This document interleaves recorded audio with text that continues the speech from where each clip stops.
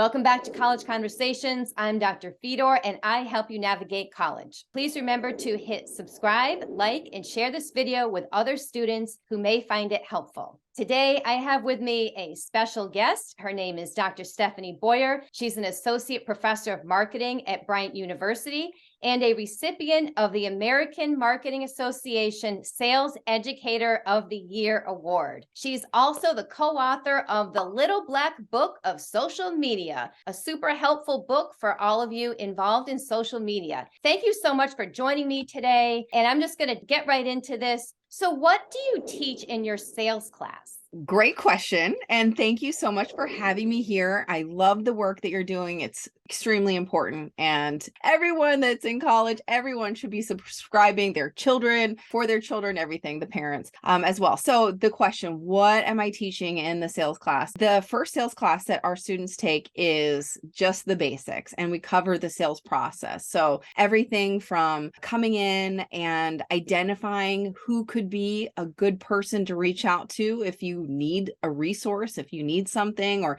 if you want to sell something. We teach skills on how to research and how to learn about your customer before going in. And I mean, it doesn't have to be a customer. It could be an interview that you're preparing for. But before you go in and have that meeting, what do you know about the person? So we teach them some researching skills, how to qualify your leads, how to start a conversation, how to ask the right kinds of questions to create urgency to get people to act. And we teach them how to talk and do presentations based on only the things that their clients are really interested in, how to find problems and solve them for clients. And we talk about how to handle pushback that you get, because everyone's going to get it. And that pushback doesn't mean that it's a bad thing. It doesn't mean that the client doesn't like you. It actually means that they really want to do business with you. They just need you to answer these questions for them. And we teach them how to move the sale forward and how to follow up with their customers. So those are the main skills: communication, how to follow up, and really how to be professional and assertive. So those are all very valuable skills, not just for a sales career, but for any job interview, anytime you have to sell yourself or make a presentation.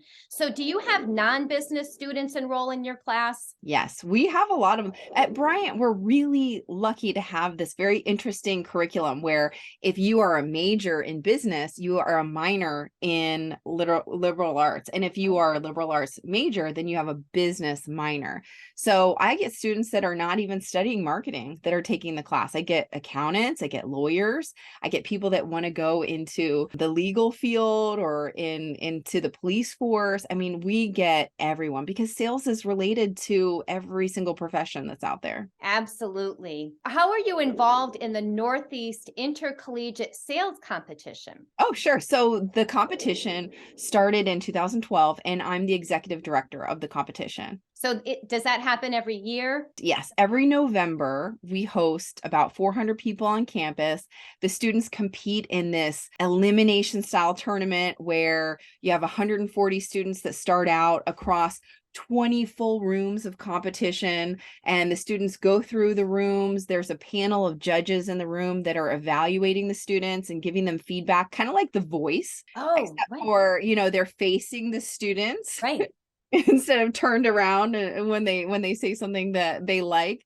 And we do skill building sessions, an elevator pitch competition, just 2 full days of training and competing and learning and networking. That sounds like a great learning opportunity for the students. What new technology do you utilize with all of this? We use a tool that we created here called Rainmakers. It's Rainmakers without any of the vowels. So RNMKRS. And this tool allows the students to practice their role play conversations. So before you go into a call, you can actually go practice having that call with a bot, where the environment is not scary as doing a role play with me, their professor, or with an employer. So that way they can get confident, they can practice and improve their skills.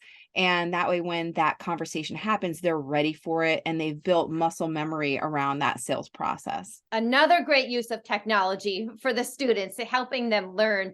My last question is, what is the biggest challenge for students who know that they're going into a career in sales? There are a few things that really challenge the students. I think the biggest challenge is probably going out and not having that learning mindset. When you start out in any career, in any new project, you're going to make a lot of mistakes. And so having the right kind of mindset, instead of making the mistakes and feeling like a failure or feeling like you're not going to ever make it, to instead have a learning mindset, to know that if there is a failure, it's an opportunity to learn and to get better. And to know that if you're failing, it means that you're learning, and really having support. I think a lot of students forget to network within the organizations. And this is a new problem that's happening now, is that when the pandemic happened, which we're still pulling our way out of it, we didn't see our students going into the office. They would work from home. And Right. some of them still lived in their childhood bedroom.